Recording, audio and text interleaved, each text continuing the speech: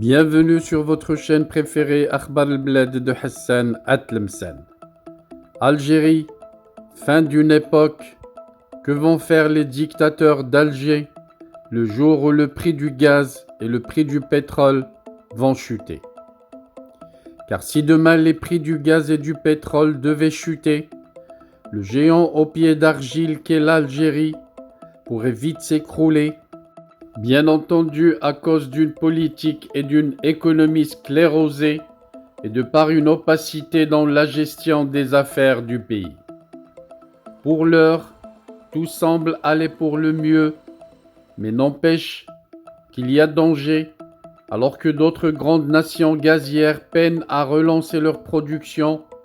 L'Algérie, troisième fournisseur de gaz en Europe, s'attend à gagner 50 millions de dollars grâce à ses exportations d'énergie, contre 35 milliards de dollars en 2001. Mais il faut savoir que ces prévisions émanent des prix de plus en plus élevés, pas de celui de la production qui reste à son même niveau malgré que l'Algérie ait signé de gros accords avec une compagnie pétrolière italienne, Eni pour ne pas la nommer. Cela devrait prendre des années avant que de pouvoir augmenter sa capacité d'exportation. Cela dit, et mis à part le gaz et le pétrole, l'économie est lamentable à l'Est. Bien que le prix élevé du gaz et du pétrole représente 90% des recettes en devises.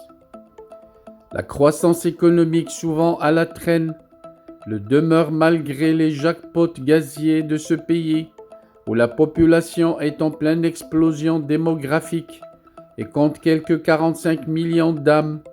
L'augmentation de la consommation intérieure de gaz en devient du coup conséquente et limite les possibilités d'en exporter davantage, sans compter sur le chômage qui est environ 15% et touche plus les jeunes que l'inflation a atteint 8,5% l'an passé.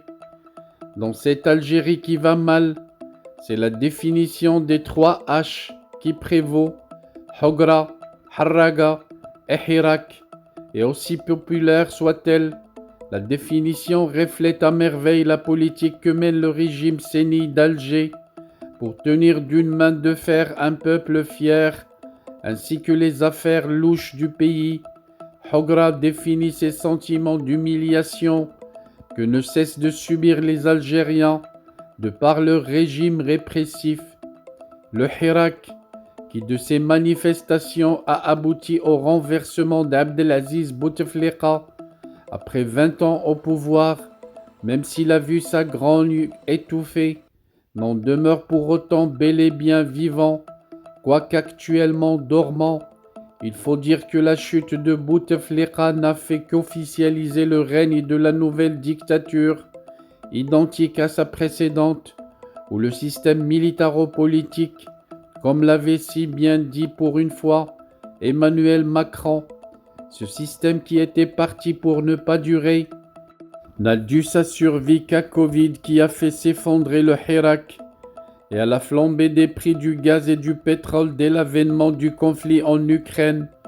Pour l'heure, le régime tout juste arrivé n'a pas fait grand-chose pour réformer l'économie cachée ou éliminer la corruption des caporaux d'Alger, bien au contraire, pour maintenir les intérêts de ses généraux. Alger a provoqué une crise avec le Maroc, un moyen comme un autre pour rallier des Algériens de plus en plus frustrés, en brandissant la menace de l'ennemi extérieur, surtout après les accords d'Abraham.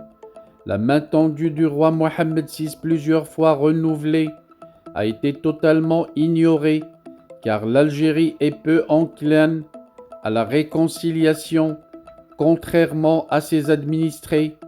En effet, les Algériens sont moins tentés par le conflit que leurs dirigeants. La jeunesse algérienne, elle y va sans dire, préférant volontiers que son gouvernement se concentre sur les emplois et l'économie, plutôt que de croiser le fer avec le voisin. Par ailleurs, un conflit au sud de la Méditerranée, surtout entre deux pays arabes voisins, Les Européens voient cela du mauvais œil, car à l'instar d'autres conflits de par le monde, il signifie d'abord vague de migrants, et de là il n'y a qu'un pas à franchir pour tomber comme Obélix dans la marmite Harraga, qui veut dire littéralement ceux qui brûlent. Harraga s'applique au nombre de plus en plus croissant d'Algériens voulant émigrer illégalement pour voir une vie meilleure à l'étranger, vers un Eldorado européen, quitte à renier son identité. Jusqu'à présent cette année, quelques 13 000 Algériens ont atteint l'Espagne par la mer, de nombreux autres y ont laissé leur vie, et parfois même sous les balles des gardes-côtes algériens. Pour l'heure, l'Algérie peut jubiler car l'Europe a surtout soif d'énergie gazière. Aussi, au regard du prix élevé du gaz et du pétrole, on peut bomber le torse, le régime sénile d'Alger, qu'il vente ou qu'il pleuve ou pas, pourra subvenir pour quelque temps encore au contrat social par lequel les éléments de base de la vie, aliments de base, électricité, huile de cuisine, essence, logement sont massivement subventionnés. Et c'est d'ailleurs pourquoi le média britannique The Economist a eu dans son article pourquoi le régime pourri de l'Algérie a eu de la chance.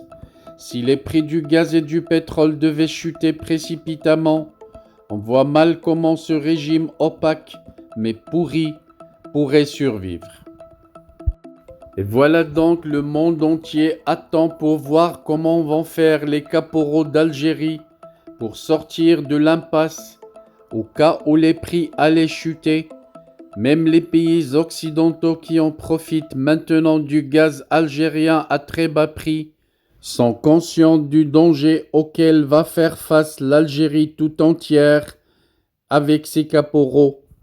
Des caporaux qui ne veulent pas lâcher le pouvoir et que peut-être une crise de ce genre pourrait convaincre pour disparaître une fois pour toutes.